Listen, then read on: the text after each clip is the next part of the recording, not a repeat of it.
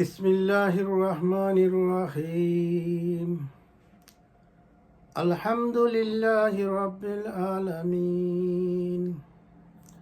নাহমাদুহু ওয়া নুসাল্লি আলা রাসূলিল কারীম। আম্মা বা'দ ফাউযু বিল্লাহি মিনাশ শাইতানির রাজীম। বিসমিল্লাহির রহমানির রহিম। আসসালামু আলাইকুম ওয়া রাহমাতুল্লাহি ওয়া বারাকাতুহু। প্রিয় বাংলাদেশি ভাই ও বোনেরা, বিশ্বের যেইখানে আছেন সবার প্রতি রইল আমার আন্তরিক শুভেচ্ছা এবং মোবারকবাদ। অনেক দুঃখ বেদনা নিয়ে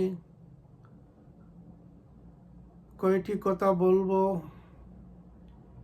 আপনারা এই কথাগুলা শুনবেন এবং শেয়ার করবেন।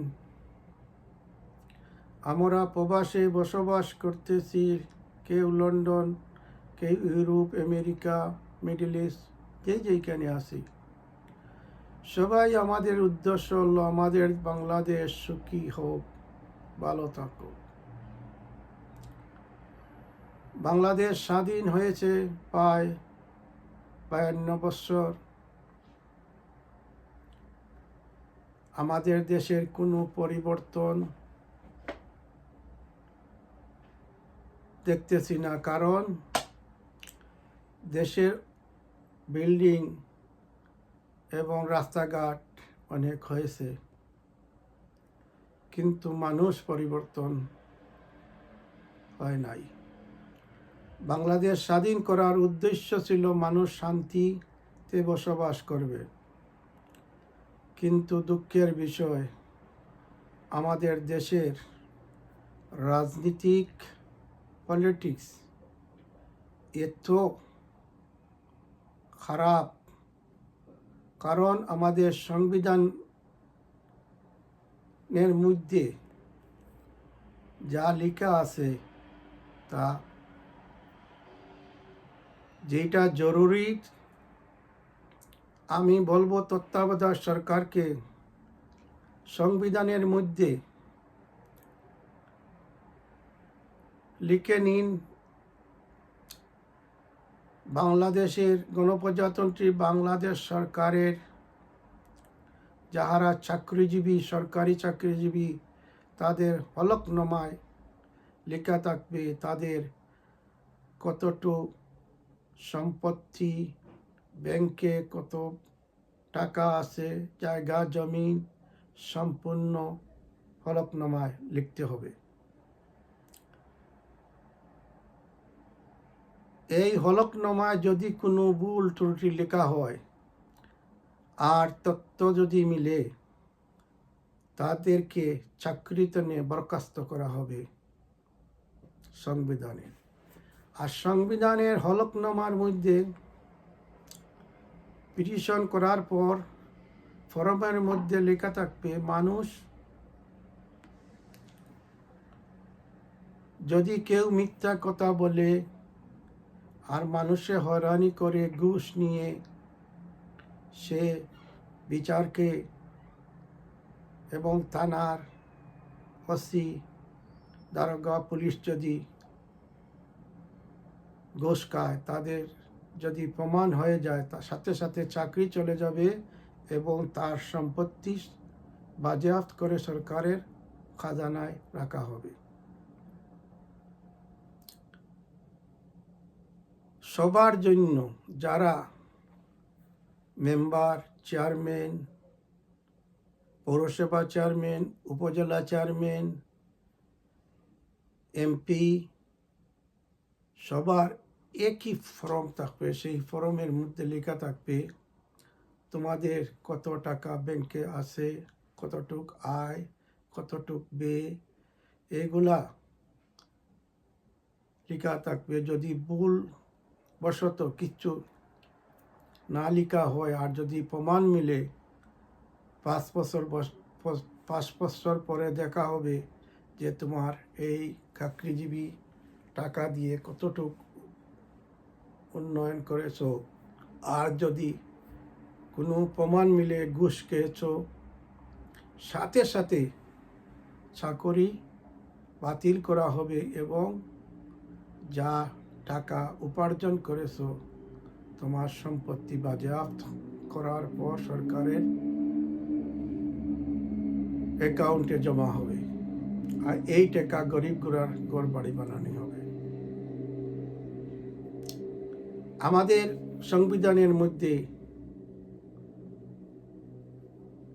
বাংলাদেশের মেম্বার 10ম শ্রেণী পাস হতে হবে, চেয়ারম্যান BA পাস, পৌরসভার chairman BA first degree pass হতে হবে, MP যারা আছেন তাদের অধিক ডিগ্রি BA পাসের ডক্টরেট ডিগ্রি, যত ডিগ্রি উপরে থাকবে, লেখাপড়া বেশি থাকবে, এতে ভালো হয়।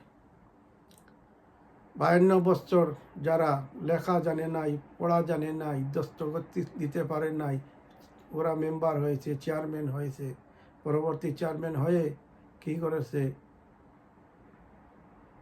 মানুষের টাকা আত্মসাৎ করতেছে, মদ খাইতেছে। তাদের লেখাপড়া নাই, তাদের এইসব তো তাদের অভ্যাস হয়ে গেছে। এখন থেকে যদি সংবিধানে লেখা হয়, যদি তোমরা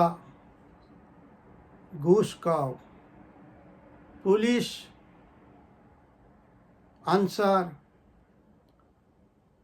BDR, যে কোনো ম্যাজিস্ট্রেট, যে কোনো সরকারি চাকরি যদি ঘুষ খাওয়ার পর যদি সরকার এবং সাক্ষী প্রমাণে মিলে, তাহলে সাথে সাথে যে কোনো চাকরিজীবী হোক, সাথে সাথে চাকরি চলে যাবে এবং তাদের মাল সামানা, বাড়িঘর সরকারের অ্যাকাউন্টে জমা হবে। তখন দেখবেন কেউ আর মেম্বার হওয়ার অর্থ প্রয়োজন নয়, চেয়ারম্যান হওয়ার প্রয়োজন নয়, কারণ টাকা খরচ করলে যে পয়সা সরকার থেকে মিলবে, সেই সরকারের টাকাগুলো যদি বন্টন না করা হয়, যদি ধরা পড়া হয়, তো তার চেয়ারম্যানই চলে যাবে, তার সম্পত্তি চলে যাবে। এই বয়সে কখনো খারাপ কাজে যাবেন না। পুলিশ এবং আনসার এবং যে কোনো বাহিনীর লোক যদি ধরা পড়ে, তার চাকরি চলে যাবে, তার সম্পত্তি সরকারের আন্ডারে চলে যাবে। এই বয়ে কখনো সে খারাপ কামে লিপ্ত হবেন না। আর আমাদের মাদ্রাসা টাইটেল পাস মৌলানা যারা আছেন, ওনারা MP হতে পারবেন, চেয়ারম্যান হতে পারবেন, যে কোনো জায়গায় দাঁড়াতে পারবেন, কারণ তারা BA পাসের ঊর্ধ্বে। আমি বলবো সরকার যেন, তত্ত্বাবধায়ক সরকার এদিকে নজর রাখার জন্য আমাদের নতুন সংবিধানের মধ্যে আরও প্রাইমারি স্কুলের টিচারদেরকে ট্রেনিং দিয়ে, হাই স্কুলে টিচারদেরকে ট্রেনিং দিয়ে বলা হবে প্রতি সপ্তাহে রাস্তাঘাট ছাত্ররা পরিষ্কার করবে, যারা এই রাস্তাঘাট পরিষ্কারে আসবে না তাদের মার্ক কাটা হবে। আর রাস্তাঘাট কীরকম, নদী ওপার হতে ওপারে যেতে হয়, কিভাবে রাস্তা ওপার থেকে সেই পারে যাইতে হয়, যেখানে জেব্রা ক্রস আছে সেইখানে পাস হতে হবে, অন্য কোনো দিকে পাস হইলে মানুষ অ্যাক্সিডেন্ট হতে হলে মারা যেতে পারে, এইটা তাদেরকে বোঝানো এবং রাস্তাঘাটের কাঁচরাগুলা উঠাইয়া ডাস্টবিনে রাখার জন্য তাদেরকে শিক্ষা দিবেন। আমি সবার প্রতি আন্তরিক শুভেচ্ছা মুবারকবাদ জানিয়ে আবার দেখা হবে। লন্ডন থেকে শেখ আতাউর রহমান। আসসালামু আলাইকুম ওয়া রাহমাতুল্লাহি ওয়া বারাকাতুহু।